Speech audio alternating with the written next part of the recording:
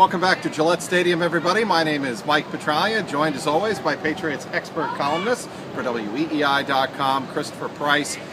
All right, Chris, day number 2 of training camp, and the media availability was the one and only Rob Gronkowski, Gronkalicious, the Gronk, the full Gronkowski, however you want to refer to him as. He was back in rare form. I had a chance to sit in on the scrum, the media of about 50, I would say, all told, in and around Gronkowski, and he takes the stage, or the little platform where he was standing in front of the fence, and says, "Whoa, I didn't expect all of this. It's been a while." It has been a while for Rob Gronkowski to get out there and speak in front of the public. Your thoughts in watching him day number 2, and the fact that he says he's fearless, and when he gets back on the field, he's going to play the way he knows how. My favorite quote is, "I'm going to keep smashing and dashing." I think that was the phrase he used today. Look, it's the second day. He is building to a point where he wants to be come Labor Day weekend, come the first weekend of the NFL season. It's encouraging to this point. What we've seen to this point from him is encouraging. He's getting in and out of his routes very cleanly.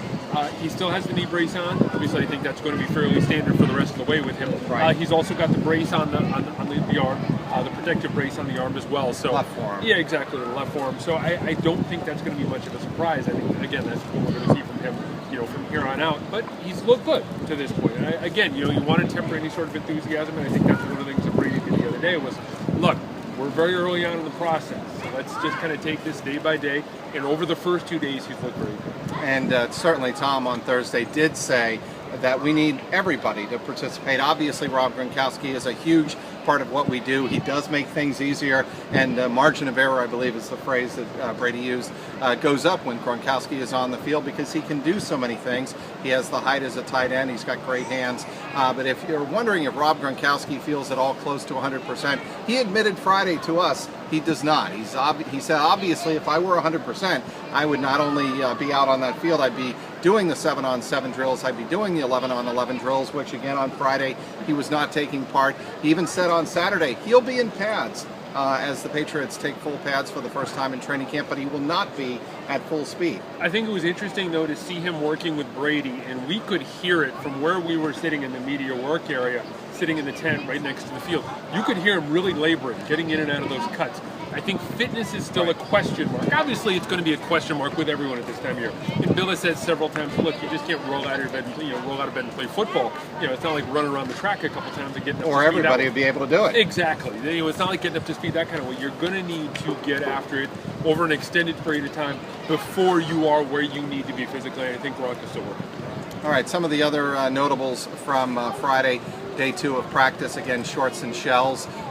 First injury of training camp, wide receiver, second-year wide receiver, Greg Orton. He was just signed last week. It's a terrible story, but it does happen. It's the NFL, it's football. He was carted off the field midway through practice with what was a lower body injury, some type of leg injury.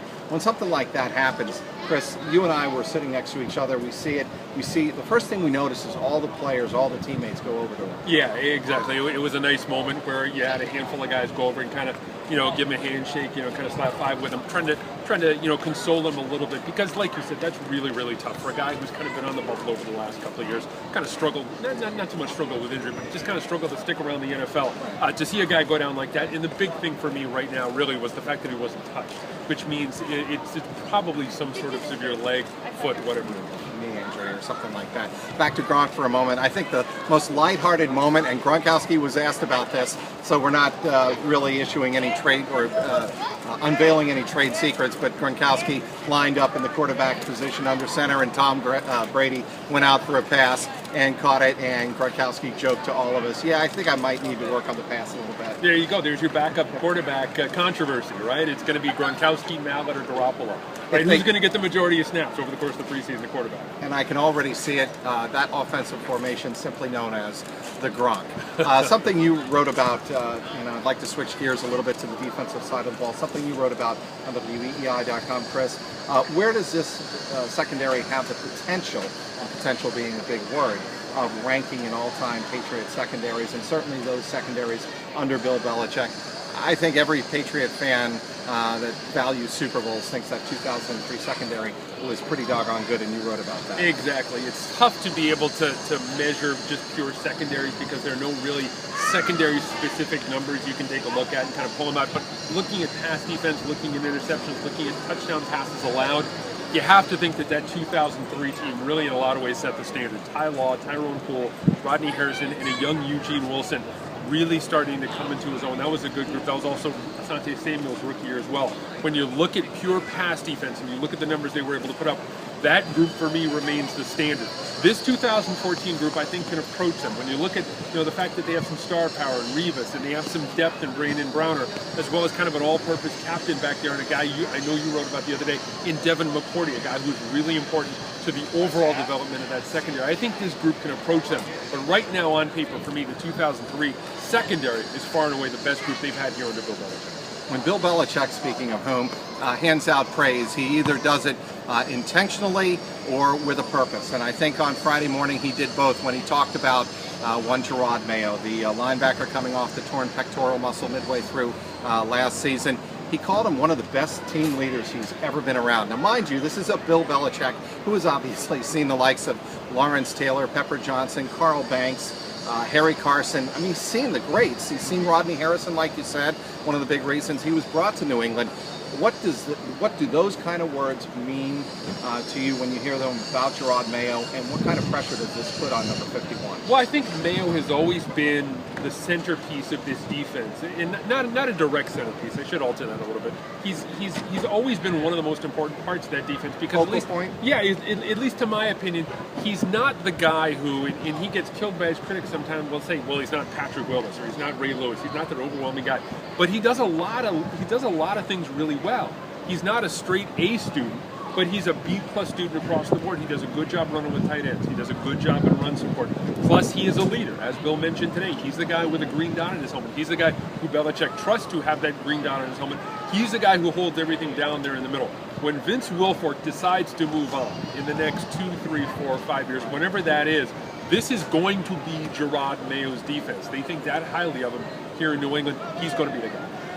Obviously, Bill Belichick, all he does pretty much in his spare time in between games in the regular season is watch film. And I think Gerard Mayo unfairly gets labeled as a guy who's not a typical NFL playmaker, but Bill Belichick knows differently. That's the thing. He's not great at one specific thing. Braden Spikes is great at being a run stopper. You'll find linebackers out there who are great in coverage. Mayo does a lot of things really well. Again, he's not a straight A student across the board, but he gets at least B+ in most major departments, which puts him ahead of most linebackers out there. Again, he's not the top shelf elite level linebacker. For what they ask him to do in this defense, he does it better than anyone. All right, Chris, we are finally done with Shorts and Shells for the time being. For the first time since they lost in the AFC Championship in Denver at Sports Authority Field in January, Patriots will don full pads and helmets and the full works, if you will, on Saturday morning. So Patriot fans, if you're looking forward to coming down here to Gillette Stadium to take in training camp, you do have that to look forward to. The first full pads practice scheduled for Saturday here outside Gillette Stadium. He is Christopher Price. I'm Mike Petraglia at Gillette Stadium, WEEI.com.